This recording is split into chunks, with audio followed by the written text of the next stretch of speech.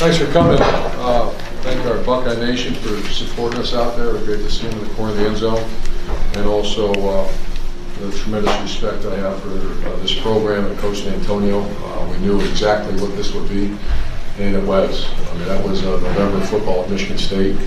And every run, Mike Weber ran for over 100 yards, and I would have to say that 75% of the post-contact yards, and he ran really, really hard. Everything about that was really hard against that defense, and I'm really ecstatic for our defense the way they came out and played.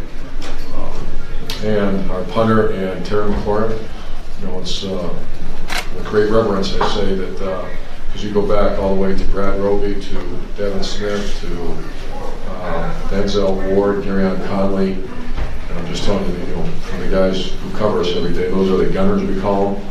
And Terry's as good as there is.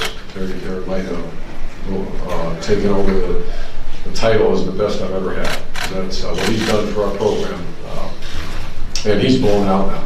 And he even mentioned it there a couple times that he almost couldn't go, but he knew how important it was to get that ball down inside the 5-yard line. So that's all. I'll take any questions. Over here to the left, Bill. Urban, we've asked you a lot about using tape this year. What went through the decision to play him now? How did you use him before? And what did you think he gave you that? It's hard yardage down there, so we're just kind of researching, and then we had a turnover down there. But he's a guy. I think we're going to do more of that. It's just that's when you start to get that part of the field, it's rugged, especially against a defense like that. So I hope to use it more. Over here to the right, Bill. What's going through your mind throughout the third quarter after the first half? It's such a slog, and then you get those turnovers, which you didn't have turnovers in the Minnesota game. What's kind of going through your mind until Grandma gets that fumble in front of you? We just kept playing the field position game. I want to say everyone 6 times we kept them inside the 20. I'd like to hear that stat, Jerry. You said 5 inside the 6 in the second half for Drew. 5 inside the 6-yard line, and that's in those kind of conditions. That was to me the difference. And we always talk about the offensive job in a game like this: get 2 first downs, get the ball to midfield, and let's get the ball down inside the 10-yard line. I can't imagine a group that works harder than our guys at that than Drew and our gunners. Over to the left, Austin. Urban, it seems like in the last 4 or 5 weeks, even when Ohio State wins, that you guys haven't been satisfied with the way you played. How do you feel with this win on the road in the cold against this team? And was the mood different with your guys afterwards? It sure was. That was a big one. We're very satisfied, and I agree with you. The other ones that kind of people didn't feel like they won. That was a great locker room. That's the way it's supposed to be. Enjoy the win and get ready for the next one. Over to the right, Ari. Urban, you've seen everything in your college career. In your coaching career, but and you mentioned Drew Chrisman already, but.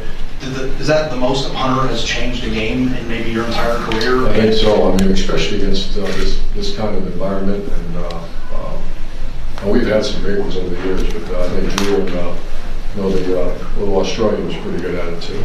Was it funny to see your punter do the post-game interview on television? I wouldn't have let him if I knew that was happening. Over here to the front row, Rob. Similar to that. You've been around a long time. Can a punting game, can what happened today break a team spirit when you get into that type of thing where you're just constantly? Well, you think about the first quarter of the game, we couldn't get out of the ball in the end zone too.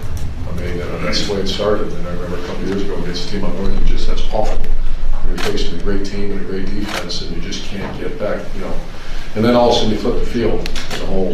If you remember, they missed a field goal, and that kind of flipped it. Instead of us being backed up, we were on the 30-yard line, then we started playing an even field. I have to ask you about his first punt, the 4 yards. What after that, to see him redeem, what were you thinking after the 4-yard? I almost benched him. Just don't have anybody else.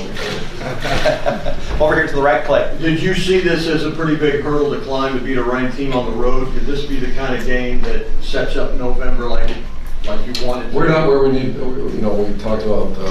Do we have conversations about what's going to cost? No, we're not there yet. And we needed to play some really good defense, tackle well, create turnovers. We did that. We needed to continue to run the ball and have a tailback run 100 yards against these guys was outstanding. So we're just driving the nail. Just keep hitting the nails hard as you can. Front row, middle, Shannon. Hey, congratulations, Mr. Meyer, on your win today. I am just curious. We all know that you're the mastermind behind offensive football. And just wondering what your thought is on Rocky Lombardi and what your thought was on him being pulled from the game today. Oh, I don't know. I just saw him go in right before the half and take the team right down the field. I got a lot of respect for him, and I thought he played great, in that drive. I don't even remember that ball. Front row right, Tim? Yeah, Urban, just from your vantage point, just defensively, what did you guys really get done today from your vantage point? We really tackled well, and I felt like we covered well, tackled well. And what kind of shot in the arm does that do for that group? That's confidence, man. And we talked about an outfit that needed it. We needed it. And final question for Coach, over here to the right, Doug. Urban, how much did the wind and the weather affect the passing game today, and how do you think Dwayne handled himself today? I think okay. I think we missed a couple, but it really wasn't that bad. I thought it was going to be much worse. And I'd like to close with this, is that we presented on behalf of the Ohio State football team and Buckeye Nation, we presented William White the game ball for this game today.